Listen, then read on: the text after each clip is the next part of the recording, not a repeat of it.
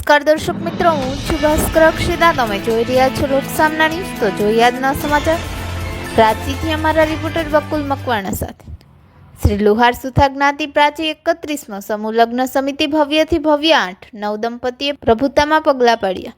સમૂહ લગ્નનું આયોજન કર્યું તથા દરેક દીકરીઓને કરિયાવર પણ સમાજ તરફથી ભેટ આપવામાં આવી અને 1008 શ્રી મહાદેવ ભારતી બાપુની કમિટીને અને 9 દંપતીને આશીર્વાદ આપ્યા તેમજ અનેક સંસ્થા પ્રમુખશ્રીઓ અને સમાજના વડીલો સમૂહ લગ્નમાં હાજરી આપી એ બદલ સર્વનો આભાર. સમૂહ લગ્ન સમિતિ શ્રી હસમુખભાઈ પરમાર અને શાંતુભાઈ પરમાર દરેક કમિટીઓનો ખૂબ ખૂબ આભાર વ્યક્ત કર્યો અને સમાજનો પણ આભાર વ્યક્ત કર્યો હતો. પાસોદરા ગામની છું હું રહેવાસી, વતન મારું દાતરાણા અને સુરત નગરી પાસોદરા ગામની છું હું રહેવાસી. શોખ છે મારો વર્તમાન પરિસ્થિતિને તમારી સામે લાવવાનો, અંત મારા હૃદયમાં ઉતારવાનો. એવી લુહારપુરમાં જન્મેલી દીકરી મકવાણા આયુષી બકુલભાઈ નામ છે મારું. ત્યારે સમૂહ લગ્ન ઉત્સવમાં દાંપત્ય જીવનની શરૂઆત કરતા તમામ નવયુગલોને મકવાણા આયુષી બકુલભાઈના વંદન. સાથે સોનાની સિંહાસનના સરતાજ જેવા મુખ્ય મહેમાનશ્રીઓ, વડીલો તેમજ નારી શક્તિઓને તેમજ આ સૃષ્ટિના સર્જનહાર શ્રી વિશ્વકર્મા દાદાના શરણમાં મારા કોટી કોટી સ્નેહને જતન વડે વંદન કરું છું. સ્નેહને જતન વડે વંદન કરું છું. શબ્દને કાગળમાં મૂકીને તેને ચંચળ કરું છું. બે શબ્દ મારા દિલના બનીને આપ સૌનું સ્વાગત કરું છું. ત્યારે સમૂહ લગ્ન વિશે હું ટૂંકમાં કહું ને તો એક જ સમયમાં એક જ ખર્ચામાં એકથી વધુ લગ્નની આધુનિક ટેકનોલોજી જીવનરૂપી રચના બે પરિણામ હોય છે. પહેલું સ્ત્રી અને બીજું પુરુષ. તે લગ્ન પ્રસંગથી જ એક નવા સંબંધ સાથે જોડાય છે. જ્યારે ખોટા ખર્ચા સિદ્ધ થાય એ મારા હૃદયની તમારા સમક્ષ વાત કરવી છે.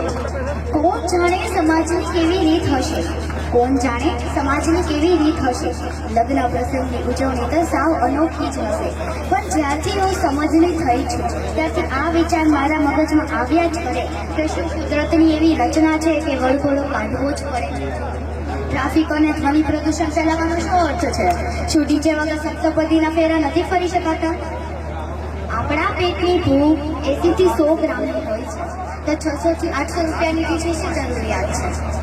નવયુગલોની રીત તો પાલવે બંધાય તો ચોરીનો માંડવો લાખોમાં કેમ લખાય છે? આ શુભ પ્રસંગે ચોરી પાર્લરમાં તૈયાર થાય એમાં કઈ વાંધો નહીં. એના પર ઘણા શોખ હોય છે, એને પર ઘણા સપના જોયા હોય છે. પણ જ્યારે મૂળ જજે ઉગમણે દેશ એવા ગીતો ગવાય છે ત્યાં ડીજેના પડઘા કેમ સંભળાય છે? શું મામેરું વધાવવું જ પડે? સોશિયલ મીડિયા પર એક પોસ્ટ ખૂબ વાયરલ થયો કે મામેરાની વિધિ સમયે એક બેનની આંખમાંથી આંસુ આવી ગયા. તેનો ભાઈ તેની માટે ઓછું મામેરું લાવ્યો એ માટે નહીં, પણ લગ્નમાં હાજર થયેલી સ્ત્રીઓ તેના ભાઈનું સામાન્ય મામેરું જોઈને તેનું મજાક ઉડાવતા હતા. શું બહેનોને કોઈ આપવું જ હોય તો બંધવાર પણ એને ગુપ્ત રીતે નથી અપાઈ શકાતું? અરે ટેબલ પાસે ત્યાં મૂકતા હસાય મારા મોટા હાથુભાઈ. અને હમણાં તો સાવ અલગ જ છે. વાના રસમ, પીઠી રસમ, છાપ ડેકોરેશન. અને છાપ ડેકોરેશનના ડ્રેસમાં મોંઘાદાર કપડાં અને ટેબલ નીચે 10 લાખ રૂપિયાના ઘરેણા તો ખરા છે. શું આપણે તેને રોજ પહેરવાના છીએ? તે ક્યાં રહેવાના છે?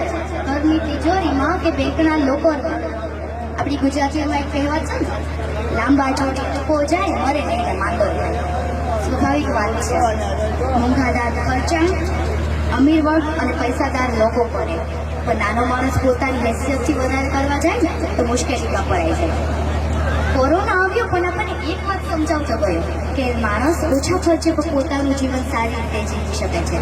દેખાદેખી કરીને, ખોટા ખર્ચા કરીને પોતાના દીકરાના ધામધૂમથી લગ્ન માટે તેના પિતા પર કેટલી મોટી જવાબદારી આવી પડે છે. આ બધું જાણવા છતાં મૌન સેવાય છે. દુઃખ તો ત્યારે થાય છે નથી ને તો એ કરવા જાય છે અને અંત સુધી હપ્તા ભરાય છે. કદાચ એટલે સમૂહ લગ્નનું આયોજન એ માટે કરવામાં આવ્યું છે કે માણસ પોતાની ગજા ઉપર ખર્ચ ન થાય અને તેની મૂડીને અંત સુધી બચાવી શકે, એટલે સમૂહ લગ્નનું આયોજન કરવામાં આવ્યું છે. સમૂહ લગ્નનું આયોજન કરતા તમામ પ્રાચીન યુવા ટ્રસ્ટ અને તેમને હું દિલથી બિરદાવું છું. અને અંતે નવયુગલોને શુભકામના પાઠવતા એટલું જ કહીશ કે કાજલ આપણી નજર ઉતારે, સૂર્યની કિરણો નવી ઊર્જા બક્ષે, સમાજમાં દાંપત્ય જીવન શ્રેષ્ઠ ઉદાહરણ બનો, સૃષ્ટિ એવું ઉદાર બદલ સ્નેહને બરસાવે. Thank you. જય વિશ્વકર્મા, જય હિન્દ, જય વિશ્વ. તો ફરી મળીશું એક નવા સમાચાર સાથે. ત્યાં સુધી જોતા રહો લોક સામના ન્યૂઝ.